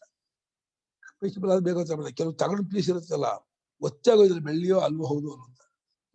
ಚಿನ್ನದಂತೆ ಕೆಮ್ಮೆ ಹಳದಿ ಇದಾಗಿರುತ್ತೆ, ಚಿನ್ನದ ಗುಂಡ, ರೋಲ್ಡ್ ಗೋಲ್ಡ, ಉಮಾ ಗೋಲ್ಡ ಗೊತ್ತಾಗಲ್ಲ. ಅದು ಭ್ರಾಂತಿಯಿಂದ ಚಿನ್ನ ಅಂತ ತಿಳ್ಕೊಂಡ್ಬಿಡ್ತಾನೆ. ಚಿನ್ನವಾಗಿದ್ದನು ಭ್ರಾಂತಿಯಿಂದ ಉಮಾಗೋಲ್ಡ್ ತಿಳ್ಕೊಳ್ತಾನೆ, ಎರಡೂ ಆಗುತ್ತೆ. ಭ್ರಾಂತಿಯಿಂದ ಹಾವನ್ನು ಹಗ್ಗ ಅಂತ ತಿಳ್ಕೊಂಡ್ಬಿಡ್ತಾನೆ, ಹಾವಾಗಿರುತ್ತೆ, ಭ್ರಾಂತಿಯಿಂದ ಹಗ್ಗ ಅಂತ ತಿಳ್ಕೊಳ್ತಾನೆ. ಹಗ್ಗವನ್ನು ಭ್ರಾಂತಿಯಿಂದ ಹಾವು ತಿಳ್ಕೊಳ್ತಾನೆ.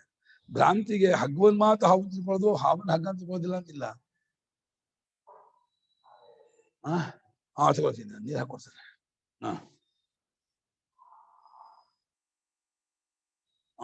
ಸಾಕು ಕಬಡ್ಡಿ ಟೂ ಹಾಟು, ತ್ರೀ ಹಾಟು.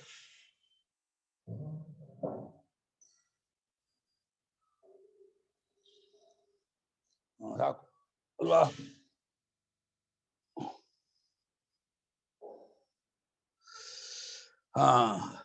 ಆಯ್ತಾ? ಹಾವೇ ಮುಂತಾದ ಅಧ್ಯಾರು ಅದು ಹುಟ್ಟಾಕಿಕೊಂಡದ್ದಾದ ರೂಪವಾದ ಹಗ್ಗವೇ ಮುಂತಾದವುಗಳಲ್ಲಿ ಹಗ್ಗವೇ ಮುಂತಾದ ಸ್ವರೂಪ ನಿಶ್ಚಯವಾಗುತ್ತದೆ. ಯಾವ ರೀತಿ ಅದು ಇದು ಹೋಗುತ್ತದೆಯೋ, ಆ ಸರ್ಪಾದಿ ಬುದ್ಧಿ ಹೋಗುತ್ತದೆಯೋ ಆ ರೀತಿ ಇಲ್ಲಿ ಅದ್ವೈತ ಆತ್ಮಜ್ಞಾನವಾಗುತ್ತಲೇ ಕರ್ತಾದಿ ಕ್ರಿಯಾಕಾರಕ ಫಲಭೇದ ಬುದ್ಧಿಯೆಲ್ಲ ಬಾಧೆ ಆಗ್ಬಿಡುತ್ತೆ. ಅದ್ವೈತ ಆತ್ಮ ಸ್ವಭಾವ ಸೆಟ್ಟಾಗ್ಬಿಡ್ತಾನೆ, ನೆಲೆ ನಿಂತು ಬಿಡ್ತಾನೆ. ಮುಕ್ತಾಯ.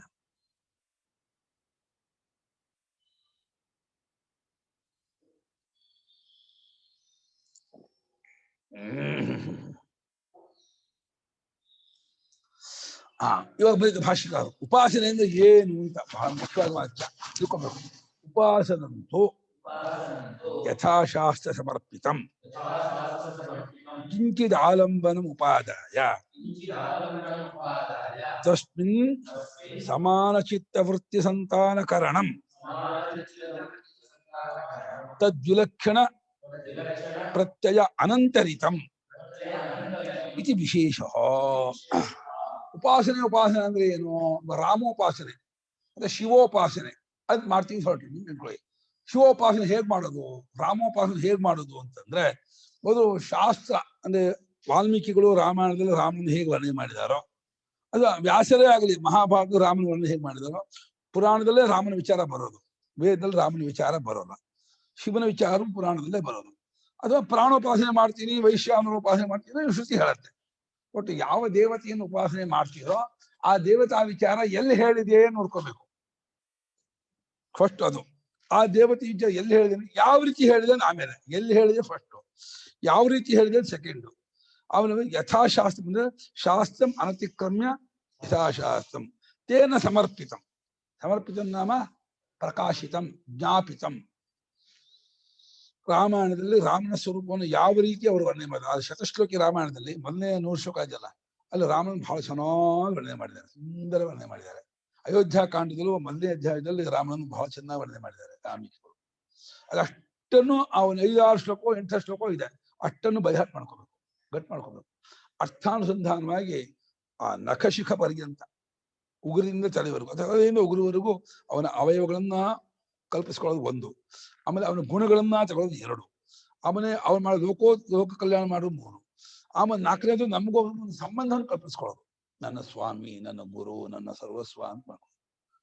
ಹಾಗೆ ಭಾವನೆ ಮಾಡುವಾಗ ತನ್ನಗೂ ಅವನಿಗೊಂದು ಸಂಬಂಧ ಬೇಕು. 2ನೇದು ಅವನ ಗುಣಗಳನ್ನೆಲ್ಲ ತಗೋಬೇಕು. ಅವನ ಲೋಕ ಕಲ್ಯಾಣ ಏನೇನು ಮಾಡಿದಾನೆ, ಲೋಕೋದ್ಧಾರ ಅದು ಮಾಡಿದಾನೆ, ಅವನ ಆಕಾರ ಗುಣ ಹೇಗಿದ್ದಾನೆ ಅಂತ. ವಸ್ತುವಲ್ಲಾಗ ಆಕಾರ ಮುಖ್ಯ ಇದಕ್ಕೆ ಉಪಾಸನೆಗೆ, ಗುಣ ಆಕಾರ. ಹಾಗೆ ಶಾಸ್ತ್ರವು ಯಾವ ರೀತಿ ಸಮರ್ಪಿತ ಅಂದ್ರೆ ತಿಳಿಸಿಕೊಡ್ತಿದ್ಯೋ ಅಂತ ಒಂದಾನು ಕಿಂಚಿದ ಆಲಮನಿಗೆ, ಕಿಂಚಿದ ನಾಮ ರಾಮೋವಾ ಶಿವೋವಾ ನಾರಾಯಣೋವಾ ದೇವಿವಾ ಪ್ರಾಣೋವಾ ವೈಶ್ವಾನರೋವಾ ಯಕ್ಕಶ್ಚನ ಯತ್ಕಿಂಚನ, ಯಾವುದಾದ್ರೂ ಒಂದು ಆಲಂಬನೆಯನ್ನ ಉಪಾದಾಯ ತೆಗೆದುಕೊಳ್ಳೋದು. ಯಾವುದನ್ನು ತೆಗೆದುಕೊಳ್ಳೋದು? ಮನಸ್ಸಿನಿಂದ ತಗೊಳ್ಳೋದು ಅಂತ ಹೇಳಿ ಮನಸ್ಸಿನಿಂದ ಕೈಯಿಂದ ತಗೊಳ್ಳೋ ಬರಲ್ಲ. ಅದನ್ನ ಉಪಾದಾಯ ತೆಗೆದುಕೊಳ್ಳೋದು ಅಂದ್ರೆ ಮನಸ್ಸಿನಿಂದ ಅದು ಆಕಲಯ್ಯ ಅಂದರ್ಥ. ಆಕಲಯತಿ, ಮನಸ್ಸಿನಲ್ಲಿ ಓ ರಾಮ ಹೀಗಿದ್ದಾನೆ, ಶಿವ ಹೀಗಿದ್ದಾನೆ, ಸ್ಫಟಿಕ ಸಂಕಾಶಂ ತ್ರಿನೇತ್ರಂ ಪಂಚಭಕ್ತಂ ದಶಭುಜಗಂ ಸರ್ವಾಭರಣಭೂಷಿತಂ ನೀಲಗ್ರೀವೋ ಶಶಾಂಕ ಚಿಹ್ನಂ ನಾಗಯಜ್ಞೋಪವೀತಂ ನಾಗಾಭರಣಭೂಷಿತಂ ವ್ಯಾಘ್ರಚರ್ಮೋತ್ತರೀಯಕಂ ಕಮಂಡಲು ಅಕ್ಷಸೋತ್ರಧರಂ ಅಭಯವರಪ್ರದಂ ಶೂಲಹಸ್తం ಜ್ವಲಂತಂ ಕಪಿಲಜಟಾಜೂಟಂ ಶಿಖಾಮಧ್ಯೋದಧಾರಿಣಂ ವೃಷಭಸ್ಕಂದ ಸಮಾರೂಢಂ ಉಮಾದೇಹಾರ್ಧಧಾರಿಣಂ ಅಮೃತೇನಾಪ್ಲುತಂ ಹಿಷ್ಟಂ ದಿವ್ಯಭೋಗ ಸಮನ್ವಿತಂ ದಿಗ್ದೇವತಾ ಸಮಾಯುಕ್ತಂ ಸುರಾಸುರ ನಮಸ್ಕೃತಂ ಸರ್ವವ್ಯಾಪಿನಮೀಶಾನಂ ಏವಂ ರೂಪಿಣಮೇವಂ ಧ್ಯಾತ್ವಾ ಶ್ರೀರುದ್ಧಂ ವಿಶ್ವರೂಪಿಣಂ ಏವಂ ರೂಪಿಣಂ. ಈ ರೀತಿ ಶಿವನ ಧ್ಯಾನ ಮಾಡು. ನಾರಾಯಣನು ಅಷ್ಟೇ, ಧ್ಯೇಯ ಸದಾ ಸವಿತ ಮಂಡಲ ಮಧ್ಯವರ್ತಿ ನಾರಾಯಣ ಸರಸಿಜಾ ಸನ್ನಿವಿಷ್ಟ ಕೇಯೂರವಾನ್ ಮಕರಕುಂಡಲವಾನ್ ಕಿರೀಟಿಹಾರಿ ಹಿರಣ್ಮಯವಪೂಧೃತ ಶಂಖಚಕ್ರ ಅಂತ ಹೇಳಿ ಆ ಶಂಖಚಕ್ರ ಗದಾವನ್ನು ನಾರಾಯಣ ವರ್ಣನೆ ಮಾಡಿದ್ದಾರೆ. ಯಾವ್ಯಾವ ದೇವತೆಯನ್ನು ಹೇಗೆ ವರ್ಣನೆ ಮಾಡಿದಾರೋ ಶಾಸ್ತ್ರದಿಂದ ಅದನ್ನೇ ಹಾಗೆ ಆ ಶ್ಲೋಕ ಗಟ್ ಮಾಡ್ಕೊಂಡು ಅರ್ಥಾನುಸಂಧಾನ ಮಾಡುತ್ತಾ ಪ್ರೇಮದಿಂದ ಒಂದಾಗೋದು. ಹೇಗೆ ಅಂದ್ರೆ ಪ್ರಿಯರಾಗಿರ್ತಕ್ಕಂತಹ ಮಗನನ್ನ ಚಿಂತನೆ ಮಾಡ್ತಾ ಮಗನೇ ಚಿಂತನೆ ಇರ್ತಾನೋ, ಮಗ ದೂರ ಹೋಗ್ಬಿಟ್ಟಾದ ಮಗನ ಚಿಂತನೆ ಇರ್ತಾನೋ, ಅದೇ ಹೆಂಡತಿ ಚಿಂತನೆಯೋ ಅಥವಾ ಗಂಡನ ಚಿಂತನೆಯೋ ಅಥವಾ ಬಂಧು ಚಿಂತನೆಯೋ ಯಾವ ರೀತಿ ತನ್ಮಯತೆಯಿಂದ ಮಾಡ್ತಾನೋ ಆ ರೀತಿ ಆ ಪರಮೇಶ್ವರನಲ್ಲಿ ತನ್ಮಯತೆಯಿಂದ ಮುಳುಗಬೇಕು. ಪ್ರೇಮದಿಂದ ಬಹಳ ಹೊತ್ತು ಮುಳುಗಬೇಕು. ಒಂದು 5 ನಿಮಿಷ 2 ನಿಮಿಷ ಅಲ್ಲ, ಬೆಳಗ್ಗಿನ ಸಂಜೆವರೆಗೂ ಪ್ರೇಮದಿಂದ ಅದು ಸಾಕ್ಷಾತ್ಕಾರ ಆಗೋವರೆಗೂ ಮಾಡ್ತಾ ಹೋದಿದೆಯಲ್ಲ. ಹಾಗೆ ಸಾಕ್ಷಾತ್ಕಾರ ಆಗೋದು ಬಹಳ ಮುಖ್ಯ ಉಪಾಸನೆಗೆ. ಸಾಕ್ಷಾತ್ಕಾರವಾಯಿತು ಅಂದ್ರೆ ಉಪಾಸನೆ ಜಿತವಾಯಿತು ಅಂತ. ಆಮೇಲೆ ಸಹಜವಾಗಿ ನಡೆಯುತ್ತೆ, ಆಮೇಲೆ ಬಿಡೋ ಬರಲ್ಲ. ಮುಂಚೆ ಪ್ರಯತ್ನಪೂರ್ವಕವಾಗಿ ಮಾಡ್ತಿರ್ತಾನೆ, ಆಮೇಲೆ ಆಟೋಮೆಟಿಕ್ ನಡೆಯುತ್ತೆ. ನಾನು ಕುಮಾರ ಜಪ ಮಾಡ್ತೀನ, ಆಟೋಮೆಟಿಕ್ ಕುಮಾರ ಆಗಿದೆ. ಯಾಕೆ ಹೇಳಿ ಆ ಭಾವನೆ ಮಾಡಿದೆ ಹಿಂದಿನ ಜನ್ಮದಲ್ಲಿ, ಹಾಗಾಗಿದೆ. ಈಗ ಈ ಕುಮಾರ ಬಂದ್ಬಿಟ್ಟು ನಾನು ಶಿವನಾಗಿದ್ದೀನಿ, ರಾಮನಾಗಿದ್ದೀನಿ, ಅಥವಾ ನಾರಾಯಣನಾಗಿದ್ದೀನಿ, ಯಾವ ದೇವತೆ ತಗೊಂಡು ಆ ದೇವತಾ ಸಾಕ್ಷಾತ್ಕಾರ ಮಾಡ್ತಾ ಹೋದ. ಒಳ್ಳೇದು ಅದು. ಒಂದೊಂದು ಆಲಂಬನ ನಾಮ ಸಪೋರ್ಟ್, ಆಶ್ರಯ, ಆಧಾರ, ನೆಲೆ ಎಲ್ಲ ಒಂದೇ ಅರ್ಥ. ಒಂದೊಂದು ನೆಲೆಯನ್ನ, ಆಧಾರವನ್ನ, ಉಪಾದಾಯ ಬುದ್ಧಿಯಿಂದ, ಮನಸ್ಸಿನಿಂದ ಅದನ್ನ ತಂದ್ಕೊಂಡು ಅದನ್ನು ಊರಿಸ್ಕೊಂಡು ತಸ್ಮಿನ್ ಆ ಉಪಾಸ್ಯ ದೇವತೆಯಲ್ಲಿ, ಆ ಉಪಾಸ್ಯ ಸ್ವರೂಪದಲ್ಲಿ ಅಂತ ಸಮಾನ ಚಿತ್ತ ವೃತ್ತಿ ಸಂತಾನ ಕಾರಣಂ, ಬಹಳ ಮುಖ್ಯವಾದ ಪದ. ಸಮಾನ ಚಿತ್ತನೇನೋ ಒಂದೇ ತೆರನಾದ, ಒಂದು ಸಲ ಶಿವನು ಅನ್ಕೊಂಡು, ಒಂದ್ಸಲ ಅವನು, ಇನ್ನೊಂದ್ಸಲ ಇವು ಮಹಾ ಕೋಪಿಷ್ಟಪ್ಪ, ಮಹಾ ಉಗ್ರ, ಅವನು ದುಷ್ಟ ಅಂತ ಹಾಗಾದ್ರೆ ತಗೋಬಾರ್ದು.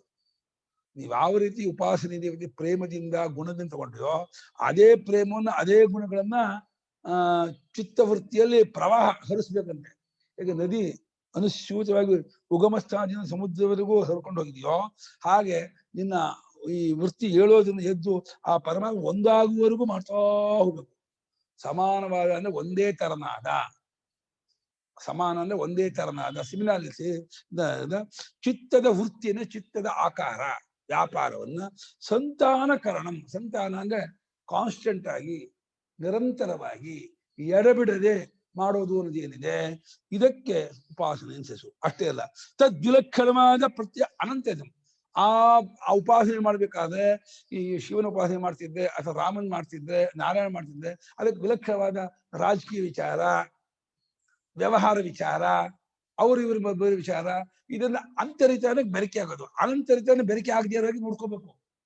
ಗಾಯತ್ರಿ ಮಾಡ್ತಿರ್ಬೇಕಾದ್ರೆ ಅದನ್ನ ಮಾಡಿಲ್ಲ, ಇದನ್ನ ಮಾಡಿಲ್ಲ, ಅಡಿಗೆ ಮಾಡಿಲ್ಲ, ಇದು ತರಕಾರಿ ತಂದಿಲ್ಲ, ಇನ್ನು ಇದ್ ಮಾಡಿಲ್ಲ, ಅಷ್ಟು ಕೆಲಸ ಆಗಿದೆ, ಇದನ್ನ ಅಂದ್ಬೇಡಿ, ಅದೇ ಜ್ಞಾಪಕ ಆಯ್ತಂದ್ರೆ ಆ ಉಪಾಸನೆ ತುಂಡಾಗ್ಬಿಡುತ್ತೆ.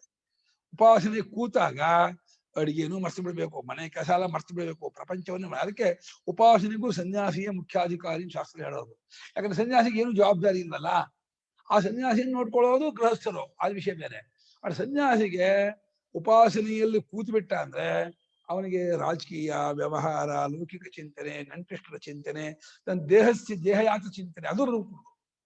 ನಾವು ಮಧ್ಯಾಹ್ನಕ್ಕೆ ಎಲ್ಲಿ ಹೋಗೋದಪ್ಪ, ಯಾರು ಕೊಡ್ತಾರೆ, ಈಗ ಯೋಚನೆ ಮಾಡ. ಮಧ್ಯಾಹ್ನ ಬಂದಾಗ ಏನ್ ಮಾಡ್ತಾರೆ ಮಾಡಿ ಅಂತೆ, ಭಗವಂತ ಏನ್ ಮಾಡಿ ಅಷ್ಟರ ಮಟ್ಟಿಗೆ ಇರಬೇಕು. ಅದು ಮೊದಲನೇ ಸಲಕ್ಕೆ ಬರಲ್ಲ. ಈಗ ಆರಂಭದಲ್ಲಿ 10 ನಿಮಿಷ, ಕಾಲ್ ಗಂಟೆ, ಅರ್ಧ ಗಂಟೆ ಬೆಳೆಸ್ಕೊಂಡು ಹೋಗ್ಬೇಕು. ಒಂದು ವಾರ ಅಥವಾ ಒಂದು 20 ದಿವಸ, 15 ದಿವಸ ಕಾಲ್ ಗಂಟೆ ಮಾಡ್ಬೇಕು. ಆಮೇಲೆ 20-25 ನಿಮಿಷ ಅರ್ಧ ಗಂಟೆ ಮಾಡ್ಬೇಕು, 25 ದಿವಸ. ಆಮೇಲೆ 1 ಗಂಟೆ, ಆಮೇಲೆ 2 ಗಂಟೆ, ಆಮೇಲೆ 4 ಗಂಟೆ, ಆಮೇಲೆ 8 ಗಂಟೆ, ಆಮೇಲೆ 16 ಗಂಟೆ ಮಾಡ್ಬಿಟ್ಟು ದಿನ ಆಯ್ತು. ದಿನಕ್ಕೆ 16 ಗಂಟೆ. ಯಾಕೆ ಹೇಳೋ, ನಿದ್ದೆ ಮಾಡ್ಬೇಕಲ್ಲ.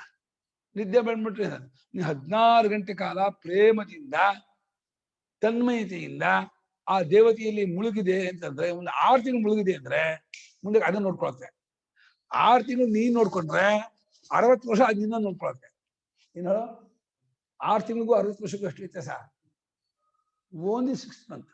6 ತಿಂಗಳು ನೀನು ನಿರಂತರವಾಗಿ ರಾಮೋಪಾಸನೆ, ಶಿವನು, ಕೇಶವನು, ನಾರಾಯಣ ಯಾವ ಪ್ರೇಮ ಮಾಡ್ತಾ ಇದ್ರು. 6 ತಿಂಗಳು ಮಾಡ್ಬಿಟ್ರೆ ಇನ್ನು ಟಿಲ್ ಡೆತ್ ಇಲ್ಲ. ಇವನ್ ಕಡೆ ಲಗುನ ವ್ಯವಹಾರ ದೃಷ್ಟಿಯಲ್ಲಿ ಡೆತ್ ಅಷ್ಟೇ. ಅವನ ಕಡೆ ನಾವು ದೇವತೆ ಆಗ್ಬಿಡ್ತಾನೆ. ಸಾಯವರೆಗೂ ಆ ದೇವತೆ ಇವನನ್ನ ಹಿಡ್ಕೊಂಡ್ಬಿಡತ್ತೆ. ದೇವತೆ ತದ್ಗ್ರಹ ಸಮುಪೈತಿ ತಮ್ಮಂತ ಅಲ್ಲಿ ಬಂದು ಇವನ್ನ ಹಿಡ್ಕೊಂಡ್ಬಿಡುತ್ತೆ. ಮುಂಚೆ ಇವನ್ ಹಿಡ್ಕೊಂಡಿರ್ತಾನಲ್ಲ, ಆಮೇಲೆ ಅಲ್ಲಿ ಹಿಡ್ಕೊಂಡ್ಬಿಡ್ತೀವಿ. ದುಡ್ಡು ಚಿಂತೆ ಮಾಡುವವರಿಗೆ ಈ ಆರಂಭ ಇವ್ ಚಿಂತೆ ಮಾಡ್ತಿದ್ದೆ, ಆಮೇಲೆ ದುಡ್ಡು ಇವನು ಹಿಡ್ಕೊಂಡ್ಬಿಡುತ್ತೆ. ದುಡ್ಡು ಚಿಂತೆ ಬಿಡಕ್ಕೆ ಬಿಡಲ್ಲ. ಇದು ಸ್ವಭಾವ. ಇದು ಯಾವ ಚಿಂತನೆಯಿಂದ ನಾವು ಆರಂಭದ ಹಚ್ಕೊಳ್ತೀವೋ ಅದು ಬೆಳೀತಾ ಅದು ನಮ್ಮನ್ನು ಹಿಡ್ಕೊಂಡ್ಬಿಡುತ್ತೆ. ಅದು ಸಹಜವಾಗಿ ಬರ್ತಾ ಇರುತ್ತೆ. ಆ ರೀತಿ ದೇವತಾ ವಿಚಾರಗಳು ಬರಬೇಕು. ದೇವತಾ ವಿಚಾರದಲ್ಲಿ, ಪರಮಾರ್ಥ ವಿಚಾರದಲ್ಲಿ ಅಥವಾ ಉಪಾಸನಾ ವಿಚಾರದಲ್ಲಿ ಬಂದ್ಬಿಡ್ತು ಅಂತಂದ್ರೆ, ಉಪಾಸನಾ ಸಾಕ್ಷಾತ್ಕಾರ ಆಯ್ತು ಅಂದ್ರೆ ಅವ್ನು ವಾಕ್ಶುದ್ಧಿಲ್ಲ ಆಗ್ಬಿಡುತ್ತೆ. ಇಲ್ಲಿ ದೇವತಾ ರಾಮನ ಸಾಕ್ಷಾತ್ಕಾರ ಆಯ್ತು. ನಮ್ಮ ಗೋಂದಳಿ ಮಹಾರಾಜರಿಗೆ ಯಾಕೆ ಹೀಗೆ ಅಂತಂದ್ರೆ, ಅವ್ರಿಗೆ ರಾಮನೇ ಆಗ್ಬಿಟ್ರು ಅವರು. ಯಾರಿಗೆ ಹೋಗ ಮಕ್ಕಳಾಗತ್ತೆ ಅಂದ್ಬಿಟ್ರೆ ಸಾಕು, ಮಕ್ಕಳಾಗ್ತಿತ್ತು ಗೊತ್ತು. ಹೋಗ ಹುಷಾರಾಗತ್ತೆ, ಆರೋಗ್ಯ ಆಗತ್ತೆ ಅಂದ್ರೆ ಸಾಕು, ಆರೋಗ್ಯ ಆಗತ್ತೆ. ಅವ್ರು ಏನ್ ಹೇಳ್ತಾರೋ ಹಂಗೆ ಆಗ್ಬಿಡುತ್ತೆ. ಋಷೀನಾಂ ರಾಜ್ಯಾನಾಂ ವಾಚಮರ್ಥೋನು ಧಾವತಿ, ಲೌಕಿಕಾನಾಂ ಹಿ ಸಾಧೂನಾಂ ಅರ್ಥಂ ವಾಗನುವರ್ತದೆ. ಲೌಕಿಕರ ಮತ್ತು ಸಾಮಾನ್ಯ ಸತ್ಪುರುಷ ವಾಕ್ಯ ವಸ್ತು ಹೇಗಿದೆಯೋ ಅವ್ರು ಹೇಳ್ಬೇಕು. ಇವ್ರದ್ದು ಹಂಗಲ್ಲ. ಇವ್ರು ಹೇಗೆ ಹೇಳ್ತಾರೋ, ಚಿನ್ನ ಕೃಷಿಯಲ್ಲಿ ಇದೆಯಲ್ಲ ಅಂದ್ಬಿಟ್ರ ಚಿನ್ನ ಆಗ್ಬಿಡುತ್ತದು. ಬೆತ್ತದ ಕುರ್ಚಿ ಪ್ಲಾಸ್ಟಿಕ್ ಕುರ್ಚಿ ಏನಾಗ್ಬಿಡುತ್ತೆ ಹೇಳೋ, ಚಿನ್ನದ ಕುರ್ಚಿ ಆಗ್ಬಿಡುತ್ತೆ. ಯಾಕಂದ್ರೆ ವಾಕ್ಯನಂತೆ ವಸ್ತು ಆಗ್ಬಿಡುತ್ತೆ ಅವರಿಗೆ. ನಾವು ವಸ್ತು ಇರುವಂತೆ ಮಾತಾಡ್ಬೇಕು. ಅದು ಸಿದ್ಧ ಪುರುಷರು ಇದಾವರು ಅವ್ರು ಏನ್ ಹೇಳ್ತಾರೆ ಹಂಗೆ ವಸ್ತು ಆಗ್ಬಿಡುತ್ತೆ. ಅವರು ಭೃಗುಗಳು ಇಲ್ಲಿ ಯಾರು ಕ್ಷತ್ರಿಯರು ಇಲ್ವಲ್ಲ ಅಂದ್ಬಿಟ್ರು. ಬೀತವ್ಯ ಬ್ರಾಹ್ಮಣ ಆಗ್ಬಿಟ್ಟ. ಅಂಥ ಸಿದ್ಧ ಪುರುಷರು. ಬೀತವ್ಯ ಕ್ಷತ್ರಿಯನೇ ಅವನು ನಂಗೆ ಪ್ರಾಣರಕ್ಷಣೆ ಕೊಡಿ ಅಂತ ಕಾಲು ಹಿಡ್ಕೊಂಡು ಒಳಗೆ ಹೋಗುದ. ಪರಶುರಾಮ ಕಡೆಗೆ ಬಂದ, ಬಿಡಲ್ಲ ಅಂತ. ಹೋಗ ಇಲ್ಲಿಂದ ಕೊಡ್ಲಿ ಮಾತಾಡ್ಸಿದ. ಭೃಗ್ವಾಶ್ರಮ ಬಂದಾಗ ಭೃಗು ನೋಡಿದ್ರು, ಕೊಡ್ಲಿ ಹೊತ್ತಾಕ್ಬಿಟ್ಟು, ಮಹರ್ಷಿಗಳೇ ಇಲ್ಲೊಬ್ಬ ಕ್ಷತ್ರಿಯ ಓಡ್ ಬಂದು ಒಳಗೋದ್, ನಾನು ನೋಡಿದಾನೆ ಅವನು ಒಂದಲ್ಲ ಅದ. ಇಲ್ಲಿ ಯಾರು ಕ್ಷತ್ರಿಯ ಇಲ್ಲ, ಹೊಟ್ಟೋಗು ಅಂದ್ರು. ಹೊಟ್ಟೋಗು ಅಂದ್ರು. ದಿವಸ ಮಾತಾಡ್ಕೊಂಡು ತಗೊಂಡು ಹೋದ. ಇನ್ನೊಂದು ಕಾಲ ಹೆಣ್ಣಿನ ಹೆಜ್ಜೆ ಮುಂದಿಟ್ಟಿದ್ರೆ ಹಂಗೆ ಭಸ್ಮ ಬಿಡೋದು, ಹಂಗ ಮಾಡ್ಬಿಡ್ತಿದ್ರು ಅವರು. ಇಲ್ಲಿ ಯಾರು ಕ್ಷತ್ರಿಯ ಇಲ್ಲ ಅಂತಂದ್ರಪ್ಪ. ಅವನೇನಾದ ಹೇಳೋ, ಬ್ರಾಹ್ಮಣ ಆಗ್ಬಿಟ್ಟ. ಅವನು ಒಂದ ಇವಳೇ ನನ್ನ ಬ್ರಾಹ್ಮಣ ಗುಣಗಳು ನನ್ನಲ್ಲಿ ಎದ್ಕೊಳ್ತಾ ಇದೆ, ಶಮದಮಾದಿ ಗುಣಗಳು ಎದ್ಕೊಳ್ತಾ ಇದೆ, ನನಗೆ ಇದಾಗ್ತಾ ಇದೆ, ಏನು ತಮ್ಮ ವಾಕ್ಯದ ಪ್ರಭಾವ ಅಂತ ಹೇಳಿ ನಮಸ್ಕಾರ ಮಾಡಿದ. ಹೋಗಯ್ಯ ನೀನು ಬ್ರಾಹ್ಮಣನಾದಿಗಳಯ್ಯ ಅಂದ್ರು. ಏನು ಒಂದು ವಾಕ್ಯನಲ್ಲಿ ಒಬ್ಬ ಬ್ರಾಹ್ಮಣ ಆಗ್ಬೇಕಾದ್ರೆ ಆ ಮಹಾತ್ಮನ ಮಹರ್ಷೀಣಾಂ ಭೃಗುರಹಂ ಅಂದ ಭಗವಂತ. ಯಾವ್ದಲ್ಲೇ ವಿಭೂತಿ ಅಧ್ಯಾಯದಲ್ಲಿ ಮಹರ್ಷಿಗಳು ನಾನು ಭೃಗು ಆಗಿದ್ದೀನಿ ಇಂದ. ಯಾಕೆ ಹೇಳೋ, ಒಂದು ಮಾತಿನಿಂದಲೇ ಒಬ್ಬ ವ್ಯಕ್ತಿಯನ್ನ ಒಂದು ಜಾತಿಯಿಂದ ಜಾತಿ ಮಾಡಬೇಕಾದ್ರೆ ಆ ಶಕ್ತಿ ಏನಿರ್ಬೇಡ ಅವರಲ್ಲಿ. ಆ ಶಕ್ತಿ ಎಲ್ಲಿಂದ ಬಂತು? ಇಂಥ ಉಪಾಸನೆ, ಪ್ರಾಣೋಪಾಸನೆ, ದೇವತೋಪಾಸನೆ ಮಾಡಿದ್ರೆ ವಾಕ್ಶುದ್ಧಿ ಬಂದ್ಬಿಡುತ್ತೆ. ಹಾಗಾಗಿ ಅಂಥ ಅತ್ಯದ್ಭುತವಾಗಿರ್ತಕ್ಕಂಥ ಉಪಾಸನೆ. ನಾವು ನಿಜ ಹೇಳಿದ್ರೆ ನಾವು ತತ್ವಜ್ಞಾನಕ್ಕೆ ಯೋಗ್ಯರೇ ಅಲ್ಲ. ವಿಚಾರ ಕೇಳಬೇಕು, ಮಾಡ್ಕೋಬೇಕು. ಆದ್ರೆ ನಾವು ಕರ್ಮಯೋಗ ಉಪಾಸನೆಯನ್ನೇ ಚೆನ್ನಾಗಿ ಮಾಡಿದಾದ್ರೆ ನಮ್ಗೆ ತತ್ವಜ್ಞಾನ ಆಟೋಮೆಟಿಕ್ ಭಗವಂತನಿಗೆ ಮುಂಬರುತ್ತೆ. ಅದು ತತ್ವಜ್ಞಾನದ ಬೇಸಿಕ್ ಇರಬೇಕು, ಅದರ ಬ್ಯಾಕ್ ಗ್ರೌಂಡ್ ಇರಬೇಕು, ಆ ಹಿನ್ನೆಲೆ. ಆದ್ರೆ ನಾವು ಆದಷ್ಟು ಕರ್ಮೋಪಾಸನೆ ಚೆನ್ನಾಗಿ ಮಾಡ್ತಾ ಮಾಡ್ತಾ ಮಾಡ್ತಾ ಪಕ್ವತೆ ಬಂದ್ಬಿಡ್ತದೆ ಆತ್ಮಜ್ಞಾನ. ಹಾಗಾಗಿ ಈ ತದ್ವಿಲಕ್ಷಣನೇನೋ ಉಪಾಸನೆಗೆ ವಿಲಕ್ಷಣವಾದ ಬೇರೆ ತರಹದ್ದಾಗಿರುವ ಪ್ರತ್ಯಯದಿಂದ ಅಂತರಿತಾನೆ ಬೆರಕೆ ಆಗಿರೋದು, ಅನಂತರಿತಾನೆ ಬೆರಕೆ ಆಗಿರೋದು, ಕೂಡ್ಕೊಳ್ದೇ ಇರೋದು ಅಂತಿದೆಯಲ್ಲ, ಇದೇ ವ್ಯತ್ಯಾಸ.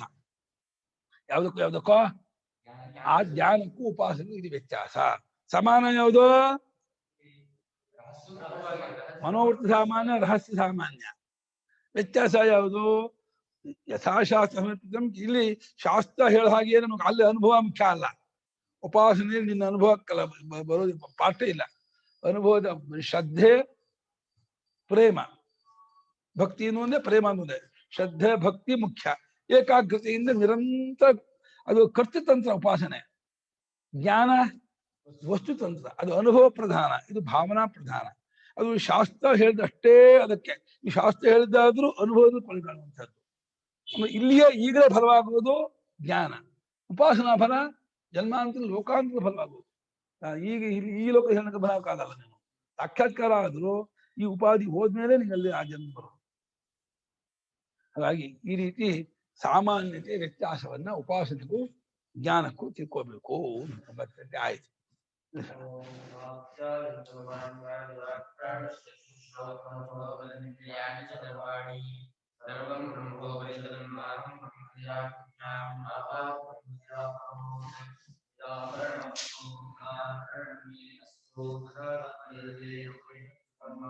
ते मयि सन्तु ते मयि